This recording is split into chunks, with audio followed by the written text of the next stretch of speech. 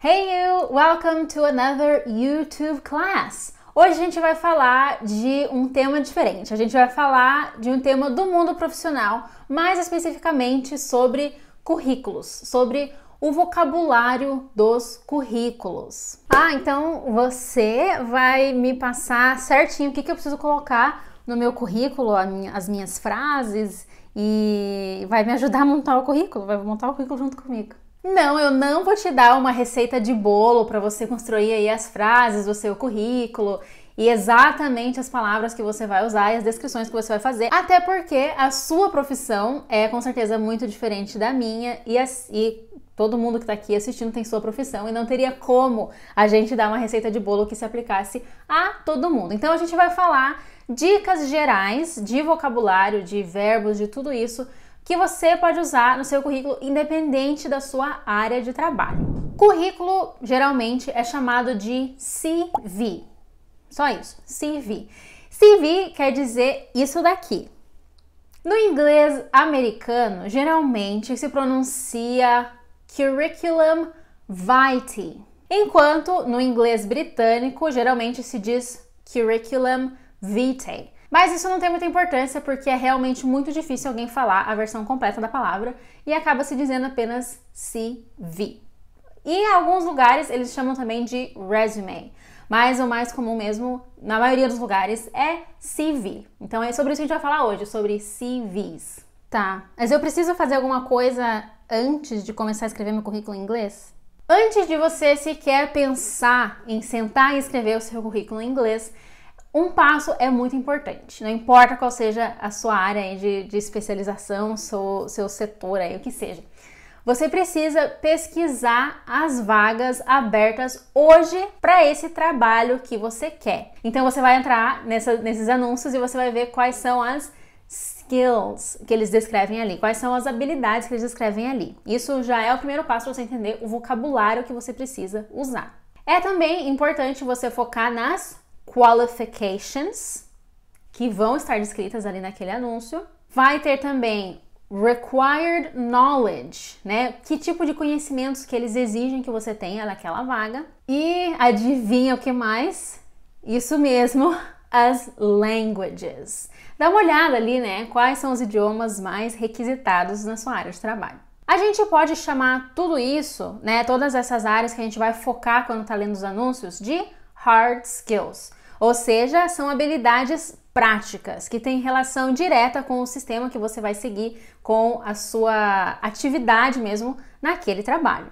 Sim, mas eu tenho que colocar que eu sou boa em resolução de problemas, que eu consigo gerenciar as minhas emoções, que eu consigo lidar bem com estresse, que eu tenho um pensamento crítico. Sim, pois é, a gente tem também as famosas soft skills.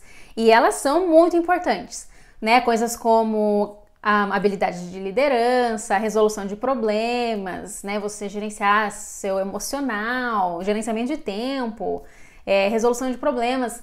Mas isso acaba sendo um pouco parecido de uma área para outra, né? Então, não é uma coisa que você precisa se preocupar tanto. É bom sim dar uma olhada, mas não é a prioridade ali no currículo, não é o que mais chama atenção no fim das contas. E que carinha que tem geralmente um CV? Como que ele é assim, mais ou menos? Boa pergunta! Vamos começar então vendo qual que é a estrutura clássica de um CV, né? Como que ele é dividido. Primeiro, lá no topo, a gente vai ter o seu nome, a sua localização, que é diferente do seu endereço, e o seu contato, né? Como número de telefone e e-mail.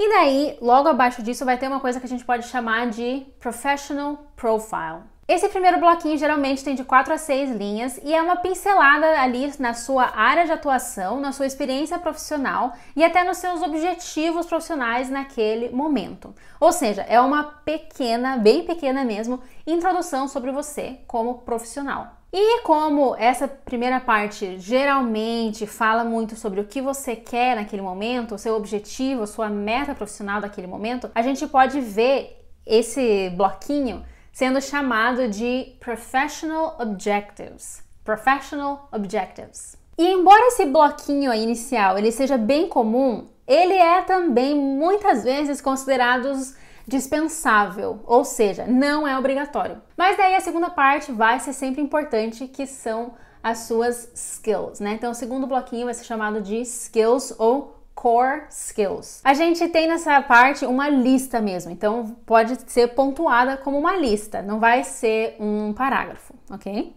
E aí sim vai vir a parte que é considerada em todas as áreas a mais importante de todas, que é chamada de Career Summary.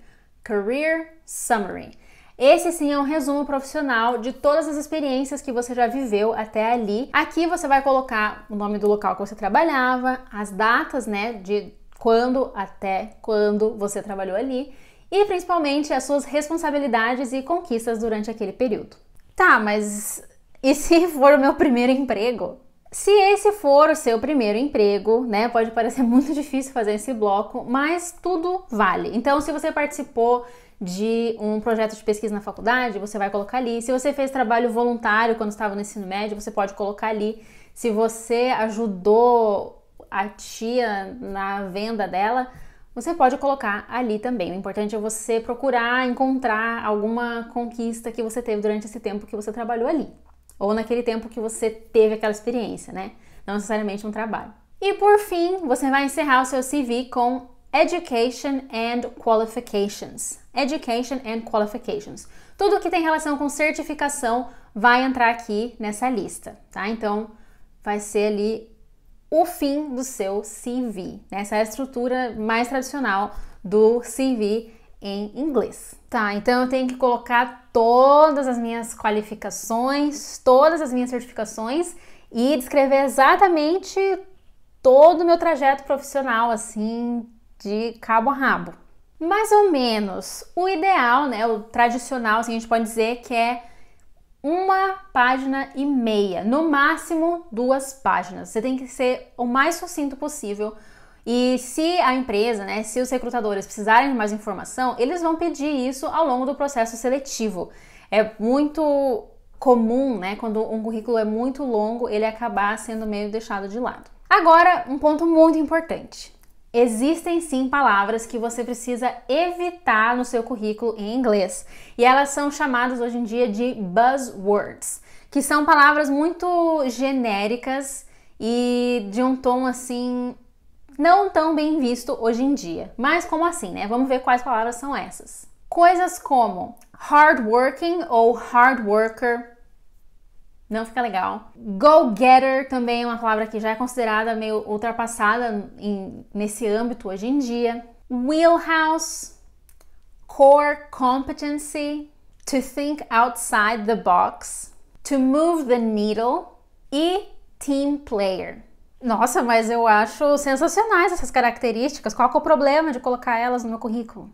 Então, você não vai destruir o seu currículo, né, o seu CV, se você adicionar essas palavras, mas tem que tomar cuidado.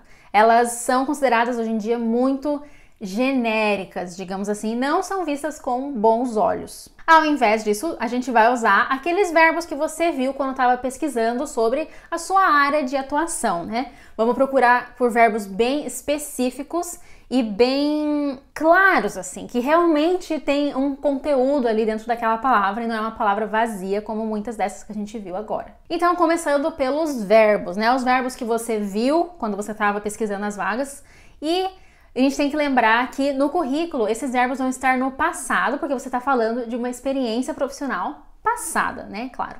Para dizer que você conseguiu se comunicar de maneira eficiente, em vez de usar um termo mais genérico, você pode usar palavras como instructed, conveyed ou briefed. Para expressar que você é uma pessoa mais criativa, que você criou aí ideias e soluções, verbos que se encaixam bem são, por exemplo, esse muito chique, conceptualized, ou então authored, né? Se você escreveu ali uma solução para aquela questão.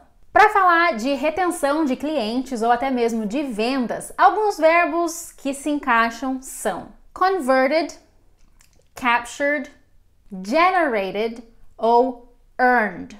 No meio dessas experiências, é muito recomendado que você adicione coisas que você realmente realizou, né? Métricas ali que mostram que você teve um bom desempenho naquele espaço que você estava trabalhando.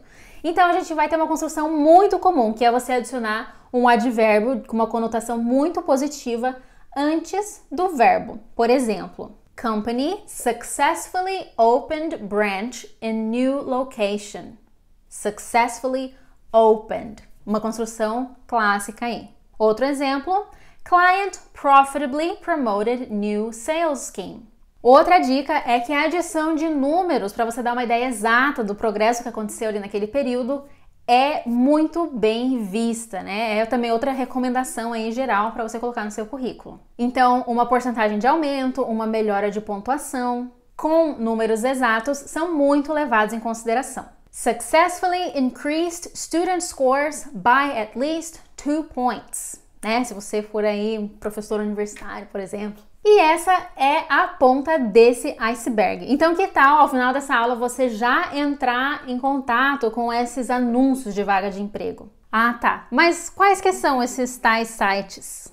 Então, você pode usar sites como Indeed.com ou então Seek.com ou até o famoso, né, que com certeza você já conhece, o LinkedIn. O LinkedIn tá cheio de vaga para você ter aí esse contato com o vocabulário, com o linguajar que se usa na sua área, né, seja ela qual for. E esse é o final do nosso vídeo. Muito obrigada por assistir até o final. Então fica aí esse desafio, né, para você buscar as vagas que são do seu interesse. E não esquece que essa é só a pontinha do iceberg. A gente pode falar muitas outras coisas sobre esse assunto, mas é só para você ter uma ideia aí, um gostinho de qual vocabulário está relacionado a esse assunto, né? Então, se você gostou do vídeo, dá uma curtida aqui. Não se esquece de se inscrever no canal se você ainda não for inscrito e de ficar sempre de olho para os novos vídeos que vão saindo por aqui, ok? Have an awesome week. I'll see you next time. Bye bye.